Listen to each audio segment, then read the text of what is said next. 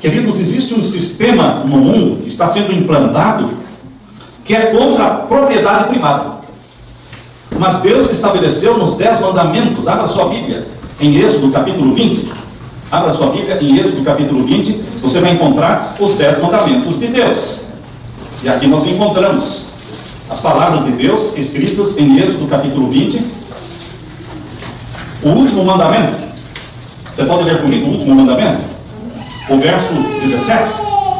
Aqui diz: não cobiçarás a casa do teu próximo, não cobiçarás a mulher do teu próximo, nem o seu servo, nem a sua serva, nem o seu boi, nem o seu jumento, nem coisa alguma do teu próximo.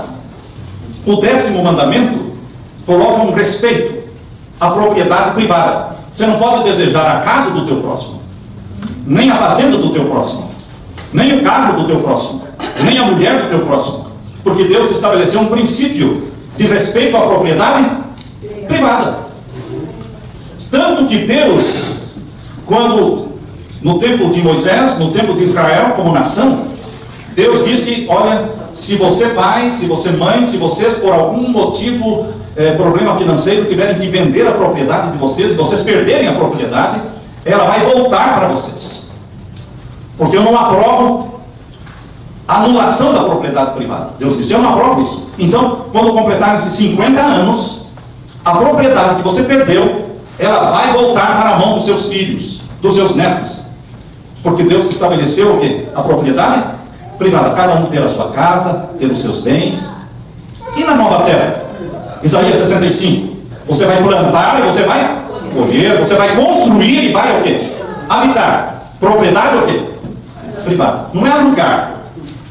Mas existe um sistema sendo implantado no nosso mundo hoje, que tem como campanha mundial esta frase que nós acabamos de mencionar: você não vai ter nada, mas você vai ser feliz.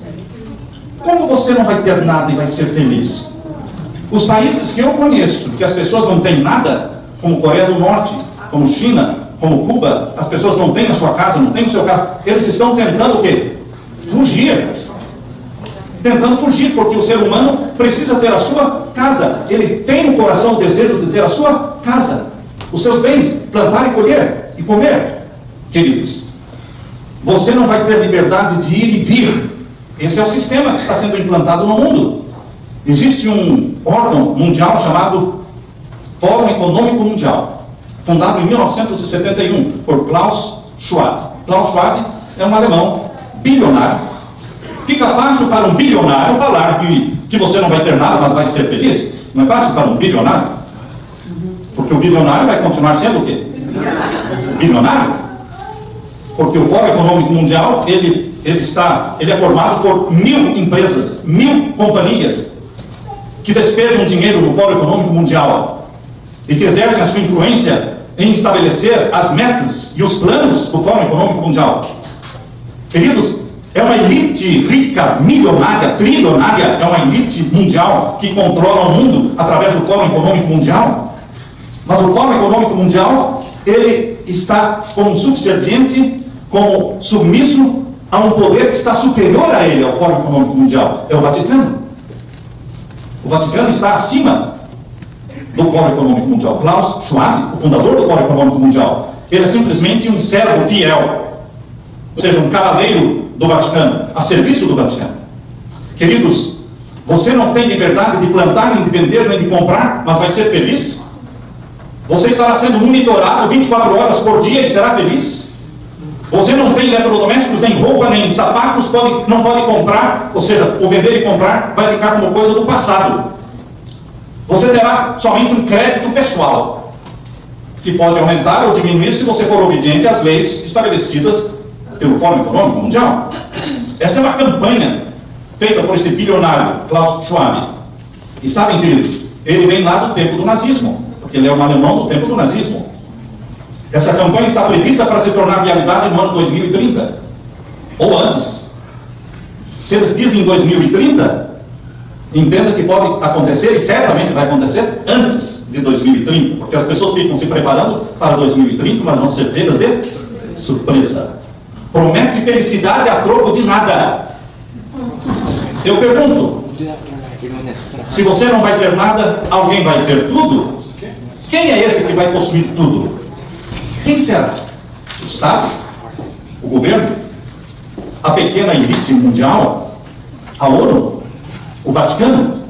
Ou todos eles juntos? Todos eles de mãos dadas, formando essa elite mundial oculta. O Fórum Econômico Mundial se reúne anualmente. Esse ano de 2023, a reunião deles foi em janeiro. E todos os anos o Vaticano manda um representante oficialmente para o Fórum Econômico Mundial. Mas interessante que este ano de 2023, o Vaticano não mandou nenhum representante oficial. Só mandou uma mensagem. E a mensagem que o Papa Francisco mandou diz assim: tudo que tinha que ser dito já foi dito. Agora hajam. Quem é que manda no Fórum Econômico Mundial? Vaticano. Como é que ele fala assim com o Fórum Econômico Mundial? Porque ele é o senhor do Fórum. Klaus Schwab, o fundador, era somente um servo do Vaticano. Tudo que tinha que ser dito já foi dito. Agora é tempo de agir. Tempo de agir, querido, significa é o momento da nova ordem mundial. Chegou o momento da nova ordem mundial. O Fórum Econômico Mundial tem suas reuniões ali em Davos, na Suíça. Se autodenomina uma entidade sem fins lucrativos, imparcial. Quando você vê uma sociedade que diz que não tem fins lucrativos, mas é rica, é imparcial, mas tem seus critérios bem restritivos, sem nenhum interesse político partidário, tudo isso está escrito. Um grupo que não é político, partidário e nacional, mas a missão deles é simplesmente melhorar o estado do mundo. Jesus Cristo se propôs não melhorar o estado do nosso mundo, mas criar um novo mundo. Jesus se propõe não a dar uma melhora na sua vida, ele muda a sua vida. Ele faz com que você nasça de novo. Ele está preparando um novo céu e uma nova terra para você. Será que o compromisso do Fórum Econômico Mundial é realmente melhorar o nosso mundo? Ou é um compromisso com a nova ordem mundial, profetizada em Apocalipse 13? Em 2006, eu publiquei a série Revelações do Apocalipse, são os 3 volumes do Apocalipse, e ali o capítulo 13, eu tenho ali um capítulo bem longo sobre a nova ordem mundial, que em 2006, quando publicamos o livro, era como se fosse uma teoria de conspiração, mas hoje ninguém mais está chamando a nova ordem mundial de teoria da conspiração. É conspiração mesmo, não é teoria, é conspiração de fato. E Apocalipse 13 abre as cortinas e permite que você veja que a conspiração mundial é formada por 2 grandes poderes revelados no Apocalipse 13. A besta que subiu do mar e a besta que subiu da terra. E o dragão, que deu à besta que subiu do mar o seu trono, o seu poderio. Então são 3 poderes. Né? O dragão que deu à besta que subiu do mar o seu poder, o seu poderio, o seu trono, e a besta que subiu da terra. São os 3 poderes. Queridos, será que a humanidade, a população mundial, seria tão feliz, tão afortunada de ter um grupo de mega bilionários dispostos a ser os infelizes donos do mundo? Porque se você não vai ter nada, mas vai ser feliz, então quem são os infelizes do mundo? Os mega bilionários que vão ter tudo e vão alugar tudo e vão extorquir de você. Você não terá nada, mas vai ser feliz. É somente um aspecto do grande reset. É somente um aspecto do grande reinício, da reinicialização do mundo. Sabe quando o seu computador não está funcionando bem, então você faz um reset? Você dá um reinício nele para que ele funcione bem? O Fórum Econômico Mundial está dizendo que o nosso mundo não está funcionando bem. E realmente não está funcionando bem. Todos nós sabemos disso. Então eles terão que fazer um reset, um reinício, para que funcione bem. Mas, queridos, Jesus Cristo disse que a única forma deste mundo ir bem é criar um novo mundo, um novo céu, uma nova terra. Extirpar o pecado. Esta é a proposta de Deus. Mas a proposta de Satanás está parecida com a proposta de Deus. Porque Satanás quer fazer uma reinicialização, um recomeço aqui na Terra, usando o Vaticano, implantando a nova ordem mundial, como se a nova ordem mundial fosse um novo céu e uma nova terra para todo mundo. Isto é conspiração. Eu assisti um vídeo esta semana do Dr. Mike Yeadon. Dr. Mike Yeadon, ex-vice-presidente da Pfizer. Ex-vice-presidente da Pfizer, no seu vídeo, ele alertou falando sobre a agenda da ONU. E eu escrevi aqui as palavras que ele falou no vídeo. Ele disse: quando a ONU, quando Bill Gates, quando Klaus Schwab, quando eles dizem que eles têm um plano, Agenda 2030, com objetivos de desenvolvimento sustentável, e cada um diz que você não vai poder viajar, não vai ter um carro particular, não vai poder viajar de avião, com exceção dos voos militares, ou talvez somente os voos para as pessoas mais ricas, que você não vai ser dono de nada. Quando eles dizem isso, você deve presumir que eles estão falando sério. Palavras do ex-vice-presidente da Pfizer. Não é blá blá blá. Eles estão falando sério. E tudo está previsto para tudo acontecer até 2030. Só que eu acredito que isso vai acontecer antes. A reinicialização, a quebradeira financeira dos bancos, que já começou. Queridos, a conspiração planejada pela elite mundial, a conspiração liderada pelos Estados Unidos da América do Norte, em parceria com o Vaticano, exatamente como está em Apocalipse 13. A criação do governo mundial, que é chamado de ONU, Organização das Nações Unidas, criado lá em 1945. A ONU disfarça, a ONU esconde os verdadeiros líderes mundiais, que são os líderes do Vaticano. A ONU é somente uma face política do Vaticano. Embora o Vaticano tenha negado que tudo parta dali, mas na realidade, todas as organizações mundiais, elas estão funcionando em obediência aos jesuítas do Vaticano. Organização Mundial da Saúde, Fórum Econômico Mundial, Concílio Mundial das Igrejas. Tudo que é mundial está sendo conduzido disfarçadamente pelos jesuítas do Vaticano. O plano deles é descartar o capitalismo e impor o socialismo comunista, onde ninguém tem nada, mas pretendem que o povo será o quê? Eles pretendem. Queridos, eles querem nivelar a sociedade, todos recebendo um crédito social. Klaus Schwab disse que a pandemia, a picada, era necessária para unir o mundo. Foi planejada para isso. Para ter um governo mundial. Deus já revelou na Bíblia, em Apocalipse 13, a conspiração. Não a teoria, mas a conspiração. Abra sua Bíblia, em Apocalipse 13. Vamos ver aqui alguns versos deste capítulo tão importante de Apocalipse. Capítulo 13 de Apocalipse. Aqui nós vemos o verso 1. E eu me pus sobre a areia do mar e vi subir do mar uma besta que tinha 7 cabeças e 10 chifres. E sobre os seus chifres 10 diademas, e sobre as suas cabeças um nome de blasfêmia. E essa besta que subiu do mar, não é? Que vi, era semelhante ao leopardo, os seus pés como os do urso, e a sua boca como a de leão. E o dragão deu-lhe o seu poder, o seu trono e grande poderio. Aqui vemos 2 poderes. A besta que subiu do mar, que todos os pastores protestantes do passado entendiam como sendo o Vaticano, o poder papal.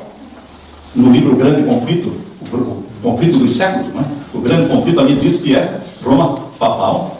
E aqui diz que esse poder recebeu o trono de quem? Finalzinho do verso 2, capítulo 13, verso 2, recebeu o trono de quem? Do dragão. E o dragão no capítulo 12, verso 9, diz que é Satanás. Capítulo 12, verso 9. E foi precipitado o grande dragão, a antiga serpente, chamado Diabo e Satanás. A Bíblia diz que o dragão é Satanás, e a Bíblia também diz que o dragão foi quem deu o poder, o trono e o poderio ao papado. Este é um poder sustentado pelo dragão. Outro poder sustentado pelo dragão está no capítulo 13 e o verso 11. Capítulo 13, verso 11, diz subir da terra outra besta. Não é a mesma, é outra. E tinha 2 chifres, não 10, 2. Semelhantes aos de um cordeiro. E falava como dragão. Então não era cordeiro. Porque cordeiro tinha que falar como cordeiro, tá certo? Mas não, ele fala como dragão. O dragão é quem? É Satanás. Então, o mesmo Satanás que deu poder ao papado é o mesmo Satanás que está dando poder aos Estados Unidos da América do Norte para dominar o mundo e fazer com que o mundo todo se submeta ao poder papal. Eis aí a parceria entre os Estados Unidos da América do Norte e o Vaticano. Os Estados Unidos da América do Norte, no capítulo 13, verso 12, eles vão exercer todo o poder, a influência para subjugar e para colocar o mundo todo debaixo do poderio papal. Leia comigo o verso 12. e exerce todo o poder da primeira besta, do poder papal, na sua presença. E faz que a terra, o quê? E faz que a terra e os que nela habitam adorem quem? O Criador dos céus e da terra? Não, mas ao poder papal, que recebeu uma ferida mortal, não é? Mas cuja ferida mortal foi o quê? Curada. Essa ferida mortal foi em 1798. Quando é que ela começou a ser curada? Em 1929. Mas já está totalmente curada? Ainda não. Somente quando for aprovado o decreto dominical, a lei dominical, então estará curada completamente a ferida mortal. E vai começar o domínio, o último domínio, a última supremacia papal, chamada de nova ordem mundial. Mas vai ser um período em que não haverá liberdade. Você não vai ter nada. E eles dizem que você vai ser feliz. Não, queridos. Cristãos e não cristãos, todos vão gemer e vão sofrer num governo mundial ditador e que tem uma supervigilância e que tirou a liberdade total do ser humano. Queridos, o que Deus revelou para João no Apocalipse, lá na ilha de Patmos, Deus revelou também para Daniel, lá em Babilônia. Abra sua Bíblia agora em Daniel capítulo 11. Veja que a revelação de Daniel capítulo 11 está falando do mesmo poder, do mesmo poder. O rei do norte de Daniel capítulo 11, na mentalidade de Chad White, era o poder papal. E a maioria dos teólogos adventistas, a maioria entende que o rei do norte de Daniel capítulo 11 é o poder papal. É uma referência ao poder papal em sua atividade nos últimos dias. E esse rei do norte vai fazer tudo o que bem lhe apraz. E vai ter sucesso temporário, até que se complete a ira de Deus. É isso que você lê aqui em Daniel capítulo 11. Leia comigo. Daniel capítulo 11, vamos ler então o verso 36. Este rei, rei do norte, poder papal, este rei fará conforme a sua vontade. Quem diz para ele, não, você não pode fazer isso? Quem ousa dizer para o papado, não, vocês não podem fazer isso? Ninguém fala nada. Todo mundo se submete. Ele faz aquilo que lhe apraz. Este rei fará conforme a sua vontade. E se levantará. E se engrandecerá. Alguém ousa se levantar contra o papado? Todas as religiões do mundo estão fazendo acordo com o papado. O islamismo fez acordo com o papado. Assinaram tratados. Eles estão criando uma religião mundial. Eles estão criando uma religião para unir o hinduísmo, o budismo, o islamismo, o judaísmo e o cristianismo, uma religião mundial. Essa religião mundial é o romanismo, centralizado em Roma, dirigido pelo poder papal. Ele faz aquilo que lhe apraz. A Bíblia, tanto em Apocalipse 13, fala do poder e do sucesso do poder papal, apoiado pelos Estados Unidos da América do Norte, como também em Daniel capítulo 11 fala do sucesso nos últimos dias desse poder, o rei do norte. Aqui o finalzinho do verso 36, Daniel capítulo 11, verso 36. E se engrandecerá sobre todo o Deus. Está percebendo que está com letra minúscula, Deus aí? O poder papal, o rei do norte, se engrandece sobre todo Deus. Os deuses, os mais de 300 mil deuses do hinduísmo, o Deus do islamismo, o do budismo, enfim, queridos, ele está acima de todos os deuses da terra, que não são deuses, pretendem ser. Ele está acima de todos, diz aqui, ele se engrandecerá sobre todo Deus, e contra, agora em letra maiúscula, e contra o Deus dos céus da terra. Aqui esse é o Criador dos céus e da terra. Ele se levanta e contra o Deus dos deuses, falará coisas maravilhosas, jactanciosas, arrogantes, e será o quê? Próspero. Ele quer anular o cristianismo, ele quer anular a evangelização do mundo, como se alguém estando evangelizando o outro, falando de Jesus e convertendo a Jesus, como se isso fosse um crime, um pecado mortal. Queridos, aqui diz o finalzinho do verso 36, e será próspero, vai ter sucesso, até que, veja o ponto, veja o limite que Deus coloca. Deus colocou um limite neste sucesso, nesta prosperidade papal, nesse domínio papal, nesta nova ordem mundial. Até que, o que vai acontecer? Até que a ira se completa. A ira de Deus vai se manifestar no derramamento das 7 últimas pragas. Ali a manifestação da ira de Deus, diz em Apocalipse capítulo 16, verso 1, ali fala que é a manifestação da ira de Deus. Por isso, queridos, Das 7 últimas pragas, a 5ª cai sobre o trono da besta, a 6ª seca o rio Eufrates, que dá apoio à besta, a 6ª praga, não é? E a 7ª praga é sobre a cidade de Roma, que vai se partir em 3 partes. É a destruição da cidade de Roma. As 3 últimas pragas estão relacionadas a quê? Ao poder papal. É a manifestação da ira de Deus. Agora, queridos, vocês encontram aqui no capítulo 11 de Daniel um poder que está contra o Deus, não reconhece o Deus dos seus pais, diz aqui, olha, leia comigo agora o verso 37. Não terá respeito aos deuses de seus pais. Quando a igreja romana, a igreja cristã de Roma foi fundada, ela adorava o Deus verdadeiro. Eles adoravam o Deus verdadeiro. Quando você lê a carta de Paulo aos Romanos, está escrevendo para a igreja cristã de onde? De Roma. Era uma igreja verdadeira ou não? Verdadeira. Lógico, era uma igreja verdadeira. A igreja cristã de Roma era uma igreja verdadeira, desde os seus fundadores.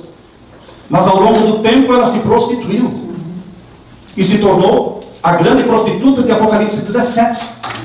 A grande prostituta de Apocalipse 17 está falando de uma igreja que se prostituiu, que adulterou com o paganismo e que saiu dos caminhos de Deus. Por isso ela é condenada. Por isso diz aqui que ele abandonou os deuses dos seus pais. Verso 27. E não terá respeito aos deuses dos seus pais, nem terá respeito ao amor das mulheres. Por que não terá amor aos...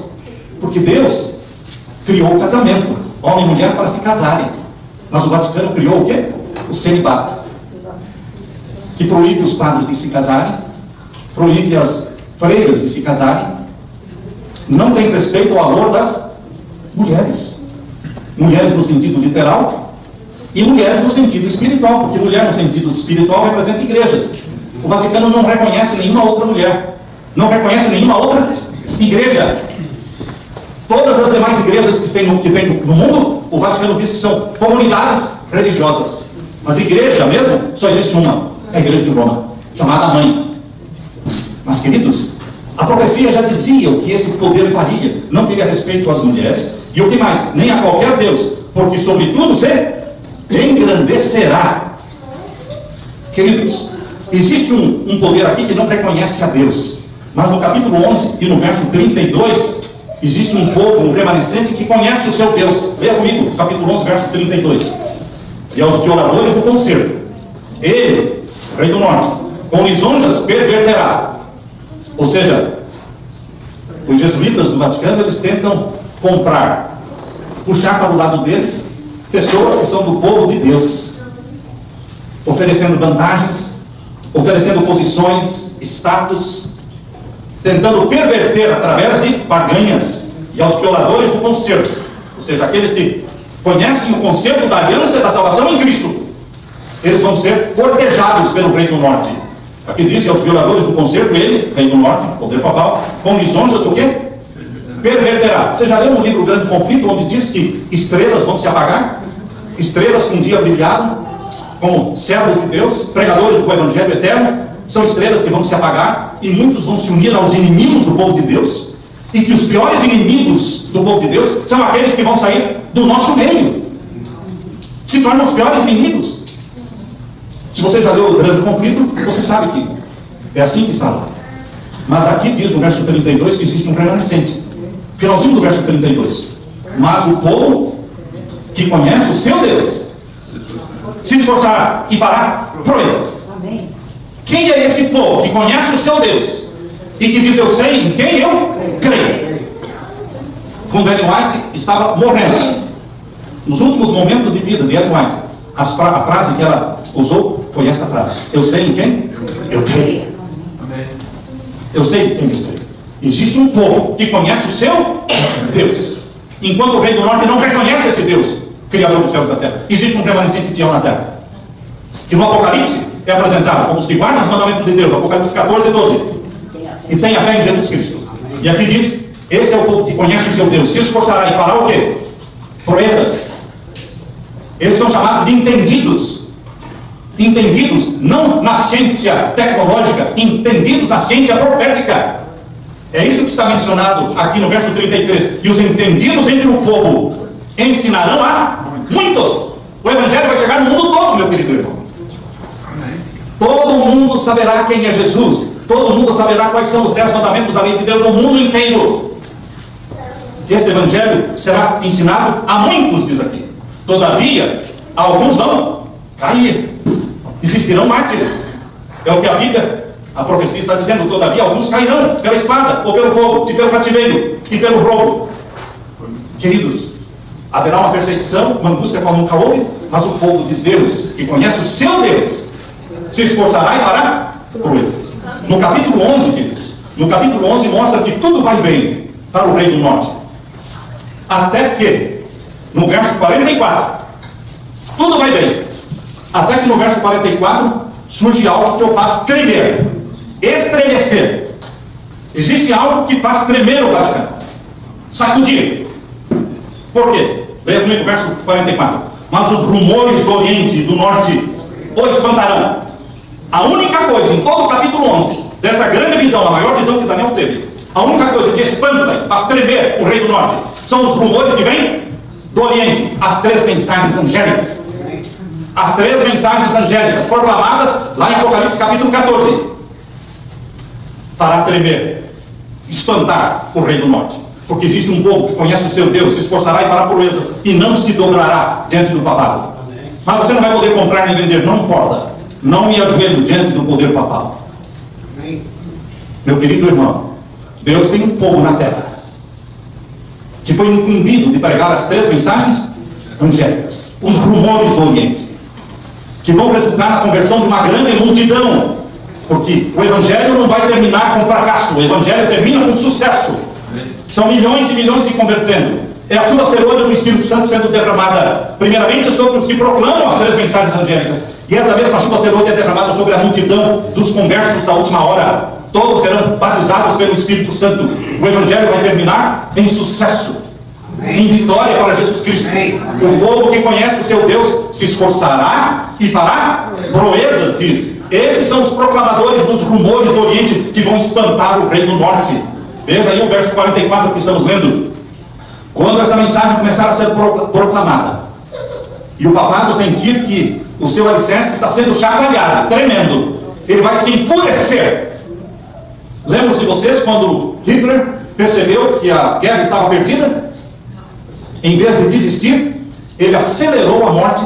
Nos últimos anos e últimos meses do nazismo, eles aceleraram o assassinato, a morte nos campos de concentração, para matar o máximo possível, porque já estava tudo perdido mesmo.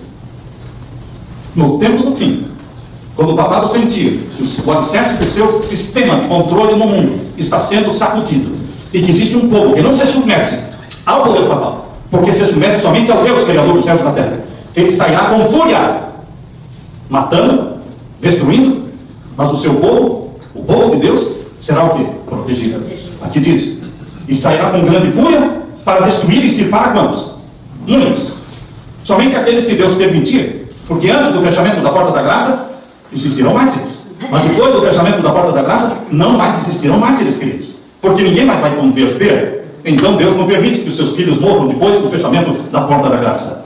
E aqui diz, meus queridos, no verso 45, o rei do norte, ele vai armar as tendas do seu palácio onde? Entre o mar grande, que é o mar Mediterrâneo, e o quê? Com o Monte Santo, que é onde estava o quê? O templo de Salomão, onde está hoje a mesquita azul. Queridos, o poder do norte, poder papal, vai tomar conta, vai se apossar de Jerusalém.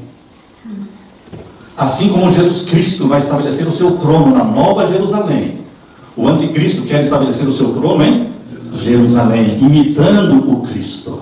Mas aqui diz, veja o verso 45, armará as tendas do seu palácio entre o mar grande e o monte santo e glorioso. Mas vai conseguir? Será o seu fim. Diz aí, virá o seu fim. E quem vai ajudar? Ninguém. E o diabo também não vai poder ajudar, porque é o fim do fim. Jesus Cristo volta com poder e glória. Amém. E arrebata a sua igreja para o céu. Amém. E você irá para o céu com Jesus Cristo. Amém. E você vai viver com Jesus Cristo 1000 anos do céu. Amém. Esta foi a conversa que eu tive com meu netinho hoje, antes do sol nascer. Eu levantei 5 horas. Ele chegou lá quase 6 horas. Ele perguntou: vovô, Satanás, ele é pecador. Por que Deus já não destruiu a Satanás? Eu expliquei para ele: Satanás será destruído. Ele já foi derrotado, mas não foi ainda destruído. Foi derrotado na cruz, mas será destruído no final dos 1000 anos. Então eu expliquei sobre os 1000 anos para ele. Os 1000 anos de trevas. E Satanás vai ficar aqui 1000 anos em trevas. E no final dos 1000 anos, quando o povo de Deus, que passou 1000 anos no céu, descer junto com a Nova Jerusalém, então os ímpios ressuscitam. E ele ficou prestando atenção. E então eles vão ser queimados no lago de fogo e enxofre. Mas, vovô, Satanás não tem asas? Tem. Mas ele não vai ficar no lago de fogo e enxofre, ele vai voar. Eu já perguntei dele. Eu disse: é verdade. Por isso Satanás não vai ser queimado pelo mesmo fogo do lago de fogo e enxofre que os ímpios serão queimados. Ah, não? Não. Ezequiel capítulo 28 diz que Satanás vai ser queimado por um fogo que vem de dentro dele. Assim faz sentido, ele disse. O fogo que vai consumir a Satanás, Ezequiel capítulo 28, você já leu isso? Ezequiel capítulo 28, eu sei que o relógio já me foi mostrado, né? Mas, capítulo 28 e o verso 18, veja, qual é o fogo que vai consumir a Satanás, reduzindo-o a cinzas? Eu citei esse verso aqui para o meu netinho, o Logan. Leia comigo o verso 18, de Ezequiel capítulo 28. Pela multidão das suas iniquidades, pela injustiça do teu comércio, profanaste os teus santuários. Eu, pois, Deus falando, eu, pois, fiz sair do meio de ti um fogo que te consumiu a ti, e te tornei em cinza sobre a terra, aos olhos de todos os que te veem. Queridos, Deus é o vitorioso. Amém. Jesus Cristo é o grande vencedor. O povo que conhece o seu Deus se esforçará e fará proezas. Deus está chamando você para ser proclamador dos rumores que vêm do Oriente. As 3 mensagens angélicas que vão produzir a conversão da grande multidão que ninguém podia contar. Amém, irmãos? Amém. Amém. Deus seja louvado por esta mensagem que abre as cortinas diante de você e lhe dá esperança e poder do céu para ser um proclamador das 3 mensagens angélicas. Eu quero orar nesse momento por você, meu querido irmão. Feche os seus olhos. Pai eterno, obrigado por este evangelho eterno, obrigado por esse final feliz para o teu povo, o povo que conhece o seu Deus e que se esforça e que fará proezas. Usa-nos, Pai, batizados pelo Espírito Santo, para proclamarmos a mensagem que é conhecida como os rumores que vêm do Oriente, e que espantarão o Rio do Norte. Pai eterno, derrama sobre nós o Espírito Santo, usa-nos como instrumentos teus, e apressa-te, querido Jesus, em vir nos buscar. É em teu nome que pedimos, Jesus. Amém. Amém. Amém.